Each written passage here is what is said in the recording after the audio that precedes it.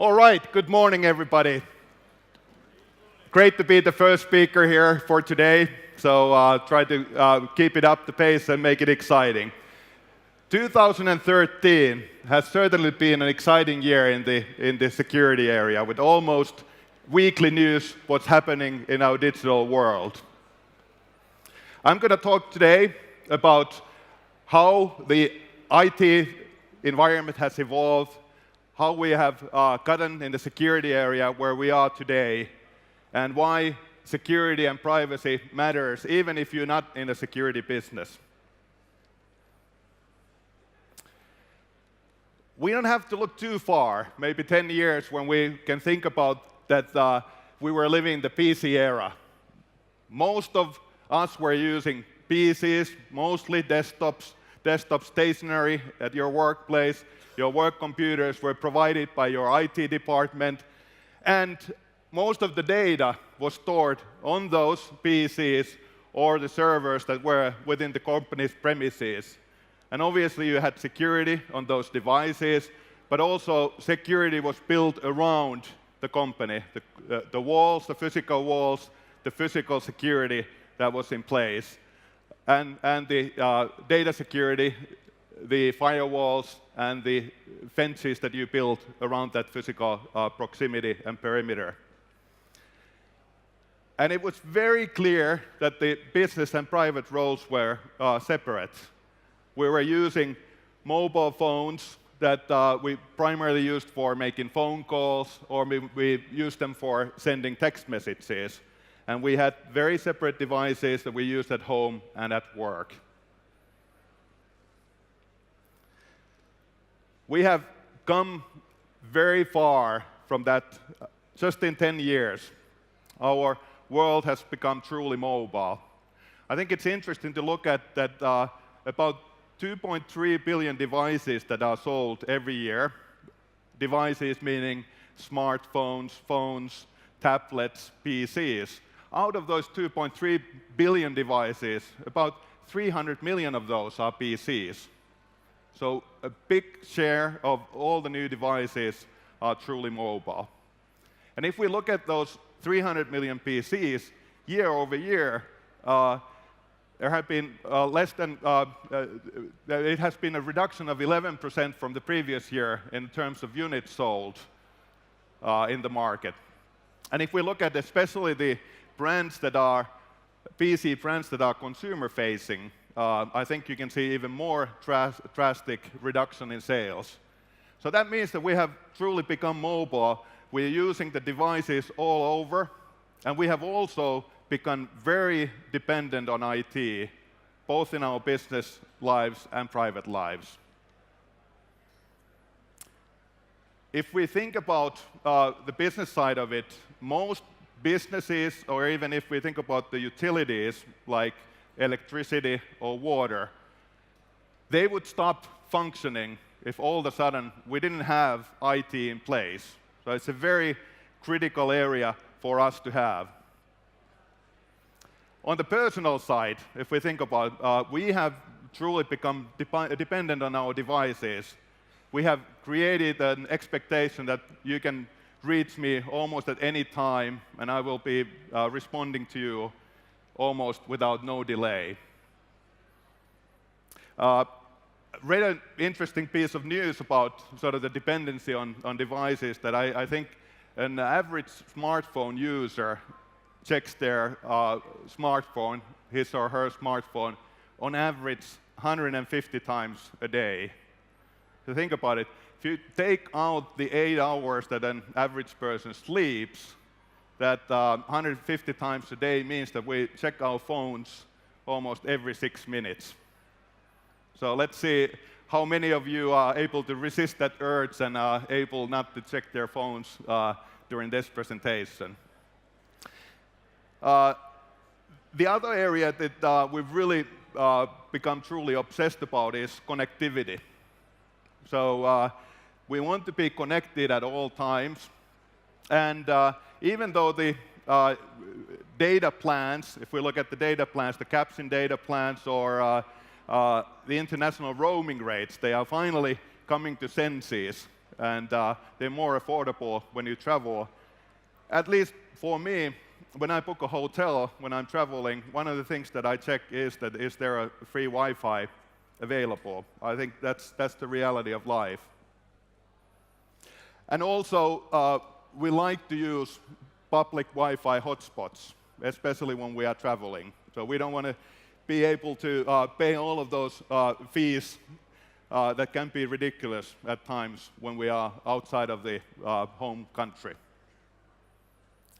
And we use more and more the same devices, both in business and private roles. So there isn't, you have your favorite device, you want to be able to use it with your personal apps, but you also install your own apps, even for business use. You have the ones that you use for provided by your IT department, but you also may have some personal apps that you use even to access your data.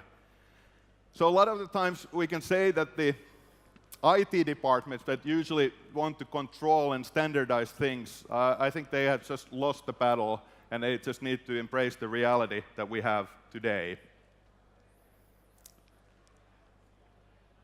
The world around us, so not only have we become more mobile, the world around us is more connected. If we think about it, there's most of the buildings are more connected. Your homes, they have security systems. They have more home automation for controlling your temperature inside your home, but also ranging to just online gaming, the entertainment side, video and audio.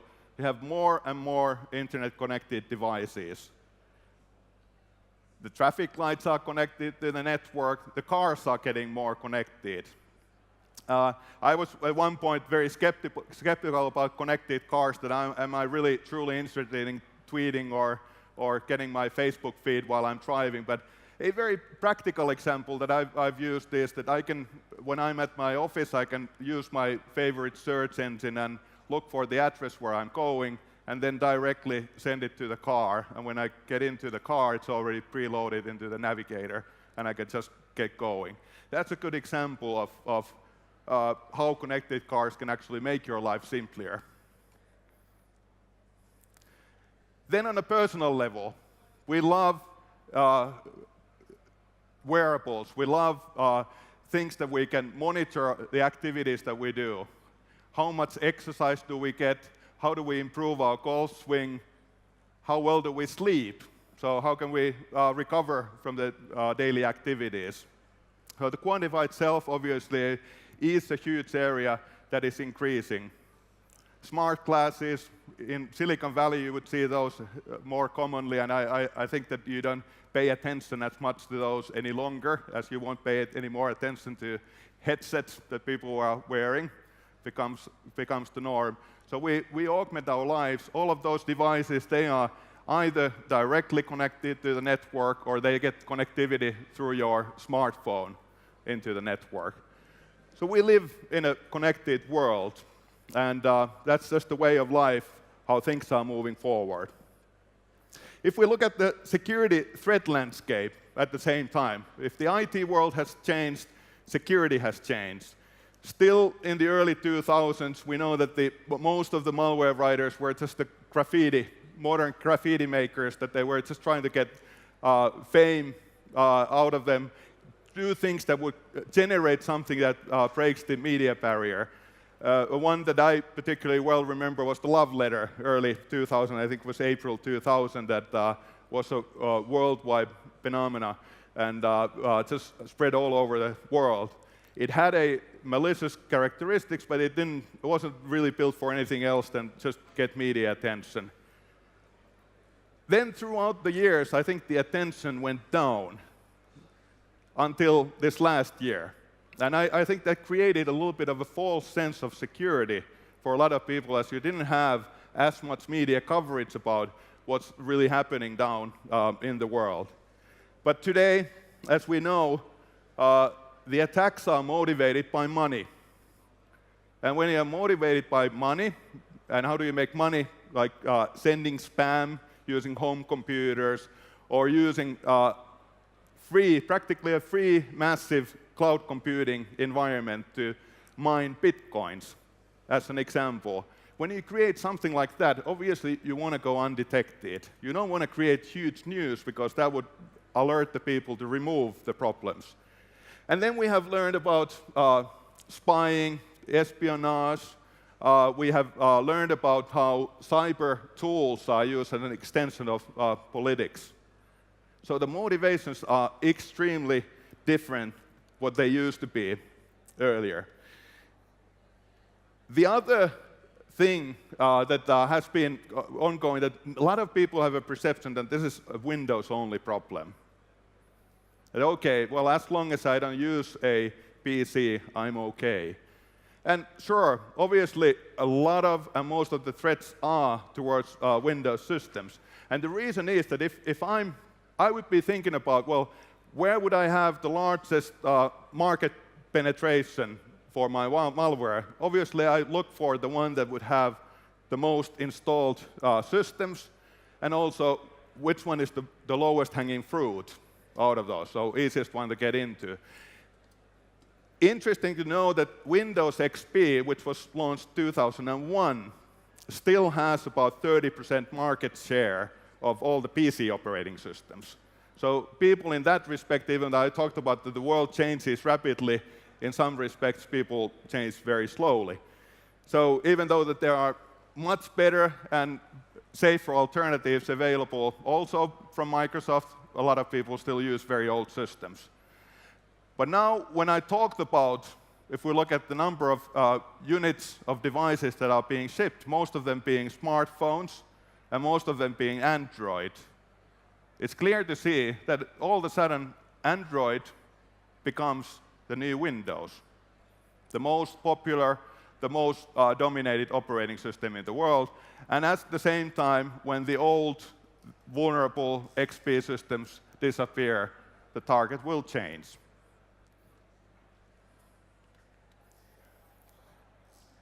Then about this year, 2013.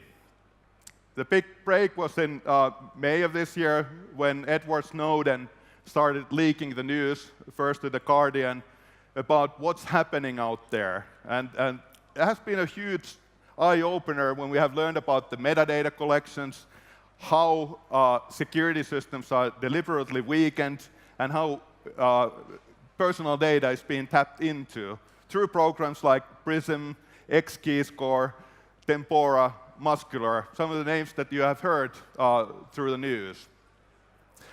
Probably the biggest news was not that governments are doing this. I think the biggest news was the magnitude and the type of activities that were taking place, and which has a huge impact. And deliberately weakening security systems worldwide to everybody, every one of us, just to be able to have access to data of a smaller subset of people, is bad. And why it's bad? Because even though not everyone is a target, everyone can be a victim. It's just foolish to believe that the knowledge of those weakened systems would only stay within a small group of people. The world is full of intelligent people, and anything that you do in terms of weakening the security systems will be known over time. On the positive note, it has opened a lot of people's eyes to understand what's really happening out there in the world. And if we look at the security market today, has been a fantastic and exciting environment where we have roughly about 67 billion market with 8% growth year over year. And if we compare that to the gaming industry as an example, which is obviously a hot topic over here, it's roughly about the same size and even faster growing. And if we compare it to the media industry, music business is about a quarter of the size of the security business. Just gives you a little bit of a magnitude what sort of a business we are talking about. And that's not even all of the spending. If we look at, there's about 400 billion. It's hard to get exact estimates how much money is spent to recover from the threats, but it's still a much bigger number than the actual security market. And governments are spending money as well to find out new vulnerabilities in the systems, keeping the information themselves and trying to actually not making the situation better, but worse. So the future of security. We believe that security needs to be on devices that have capabilities that you are able to plug in devices. There's other connectivity than just the normal internet. Those should still have device-based security. But the future of security is that it will move into the cloud, and it needs to be something that you can, through the cloud, provide the security to a multitude of devices.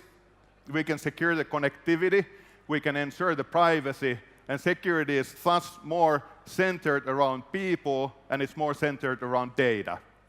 Because our data is not going to be in just one single place, it will be in a multitude of clouds, and we need to be able to secure that. And today we have at the white stage, so please take time, there's the Finnish Information Security Cluster, so companies from the security field presenting their solutions, including F-Secure. F-Secure will be talking about two great products, one for the personal cloud, how we can make it private and fun, and the other one, a new product called F-Secure Freedom, which can secure your public Wi-Fi access, connectivity, and also keep your information private when you browse. So please take that time to visit there. Security is about trust. Finland is a great place as a security company to be in, because obviously we think about Finnish law system, we think about Finland being a trustworthy, neutral country. It's great to have European alternatives available when most of the tech sector is a very US-dominated one. There's strong privacy laws, there's a strong constitution. It makes it a fertile ground for security companies to do business over here. And one last thing about that is that also Finland is known for design and user experience. And in our opinion, security and usability should not be on the other sides of a scale. Complexity is the enemy of security. You need to make simple, usable products that are elegant to make them secure. And I think Finland has great characteristics to do those two things at the same time. Should you care? Absolutely. So think about the digital trail that you leave behind. I think you should have control what information you give out. Many of us are ready to trade our privacy for free products. And I think that's the way how the economy works today. But think about it, that should it be very transparent? I think it should be a choice, and it should be a visible choice that you know what information you give out. So whereas we have had environmentally conscious companies earlier, I think it might be time to have privacy concerned companies. So you have privacy conscious companies that have a very open and transparent set of policies that you know exactly what you're giving out when you use those services. And that could be potentially a competitive advantage in the future for companies who are not even in the security business today.